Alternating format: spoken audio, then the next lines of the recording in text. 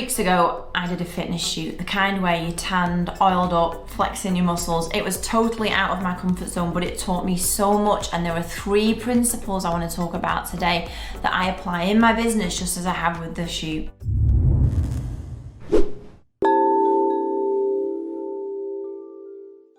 Hello and welcome to episode 240 of my TV. My name is Emma Mills and I help business owners who are in that messy middle of going from solopreneur to growing a thriving team so that they can focus on the fun stuff, the stuff that you really love to do.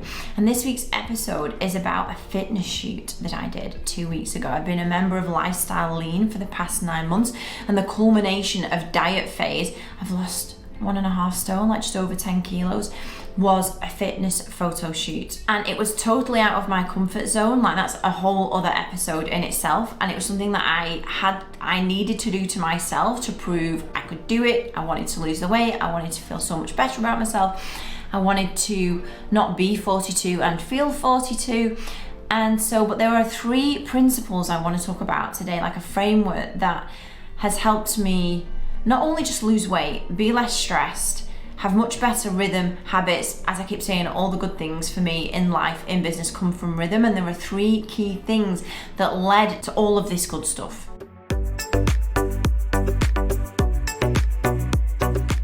Number 1, I decided to do it and I said no to everything else, and I just focused on this one thing.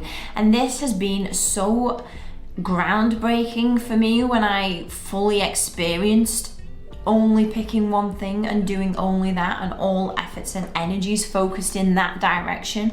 Like, I said no to pretty much everything, especially in June and July. There was no dinners out. I didn't really meet anyone. I didn't travel anywhere. I didn't go to any networking events because I wanted and needed to control everything in my environment. So what I was eating, the exercising I was doing, the amount of steps I was doing, my sleep, water, like I was solely focused on hitting the fitness goal to do the shoot. And I've literally come back and applied this immediately into my business. So we, like most businesses, have things we want to achieve, and what we end up doing is putting a little bit of effort into everything, moving them all forward a millimeter and not actually landing any of it. So there's a complete output from my experience of focusing so much on one thing. We have cleared my operations manager's diary now. He has 3 internal meetings, 1 on a Monday, 2 on a Tuesday. They're both like an hour top, like in total. Monday's an hour, Tuesday's an hour, and he has the rest of the week to solely focus on landing the big projects. Because when you have so much clarity on just getting the one thing done, it happens. And I can be the worst at half-eaten biscuits everywhere. You know, you see the shiny new things, and what about this now? This is exciting, this is an opportunity. But for the first time truly in my life, I completely said no to everything else. And the fitness shoot was the only thing on my mind. It was the only thing I was working towards. I did not miss a workout.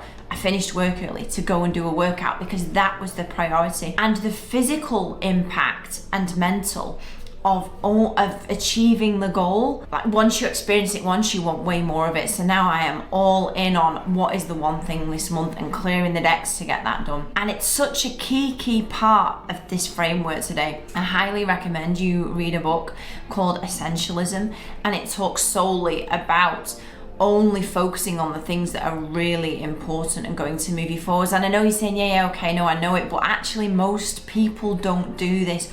I was at the Entrepreneur Circle the other day with Nigel Bottrell, and he talked about a project they've just got across the line, and it was so important to them to get it done. They literally pulled a project team together and said, you guys are doing nothing else for the next 6 weeks. And they looked at what the potential downsides were, like the things that wouldn't get done, just as I have done with my ops manager. What things will he not get to if he's focusing on one project?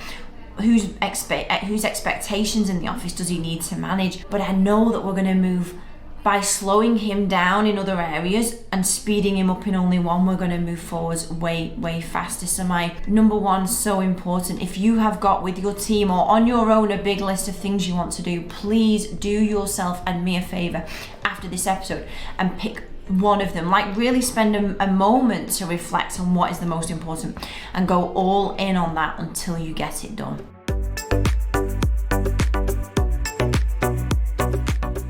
Number 2, I tracked and monitored my progress. Every Thursday, I would have a check-in with my fitness coach, Jess, at Lifestyle Lean. We would track the output of the last week. So in this instance, how many steps I'd done every day, how many workouts I'd done, how many calories I'd eaten, because I had a set framework around that to achieve. And when I missed a workout, when my steps went lower, when I went over on my calories like a little bit every day, the results weren't there. But by tracking it, I could completely look back at, okay, well, I'm meant to be doing 15,000 steps a day. I've done 10. Of course, I haven't lost any weight. I've kept snacking. My calories are now up 200 or 300 days, so I haven't lost any weight. But I only knew that from the tracking. And at my PA, for the past 3 years now, we have a scorecard that we review every single week with the key metrics of number of clients, clients lost, Google reviews, our NPS score, our culture score, our average customer value in each department. There's key data in that if I'm away on holiday for a week, the team will have the meeting about the scorecard. I can look at it and I know we're on track. And you know when you're off track from the previous week's numbers. So if we've had 1 lead in last week, we know that we're not going to be on track for the number of customers. And the tracking is so important. And so if you have written your goals down and not looked at them since since December 31st, if you have written them on a whiteboard and not revisited them, if you go into the day without actually taking a moment to look at what your goals are and look at the progress you are making on a weekly, monthly basis towards it, how can you possibly expect to get there? And this fitness example that I have, it's exactly the same with my follow-up. We launched my follow-up in June. We've taken on an initial number of clients, but every single week we've tracked how many clients we've taken on, what's the average customer spend, how many leads are we following up, and because without that, how do you know where you're going? It's just like the quotes in Alice in Wonderland when Alice asked the Cheshire Cat, would you tell me please which way I ought to go from here? The Cheshire Cat says it depends where you want to go to. She says she doesn't care too much, and the Cheshire Cat says then it doesn't matter which way you go, because if you are not super clear in where you are going in that one goal, you're not going to get there. You don't get in the car and drive aimlessly. And so the focus on the one thing and the tracking of the progress we're making every single week has been key to me kicking this goal.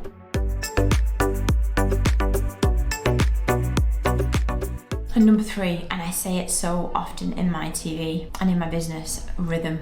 Rhythm got me to achieve the goal. So in my fitness goal, towards the end, as I was trying to get as lean as possible to rev up for this shoot, I was on 1,500 calories a day. I had 3 weighted workouts, 2 runs, 15,000 steps minimum. Those were my 4 key numbers. And the rhythm of achieving those every week led to the end goal. And just in exactly the same way as us launching my follow-up this summer and having enough slots to do 1 onboarding a week back in COVID, when I re-engineered my business ultimately and decided what I want in 5 years' time, and traced that back to onboarding 2 micro clients per week because we knew we could do that really well. And it got us to our goals: 2 PA clients, 1 follow-up client. We look for 1 Google review per week. We send out client wow gifts, the brownies that I talked about in the other episode, once every month. Everything good in this business has come from sticking to a rhythm of getting things done. And so just in the way that me reaching my fitness shoot was about 4 key numbers, it's the same in your business. So I really urge you to think about, okay, what does that look like for me? Am I just going for as many clients as possible, but in reality could never just take on an infinity number of clients? What is my number? What would it be like to try and get 1 review per week, 1 per month, that impact on my Google profile to start being searched for more?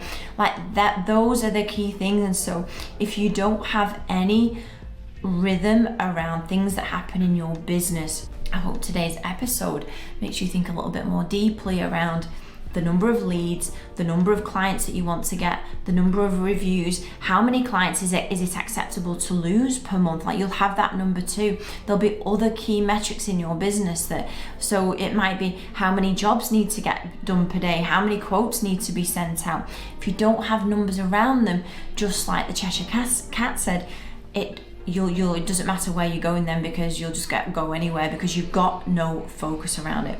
And so my fitness journey over the past 9 months has got me out of my comfort zone, reinforced the beauty of the clarity, like the amazing clarity of not going, all of these things are important. You know, I've got a whiteboards at home of the goals I want to achieve, of things that are important, but I'm just going to pick on one. And so I hope this week's episode of My TV helps you get your head out of the dirt, into the clouds, gets you up in your steps to 15,000 a day, but most importantly, you think about what's that one thing I'm going to focus on, and what are the key rhythmic things to track in my business every week. I'll see you next week.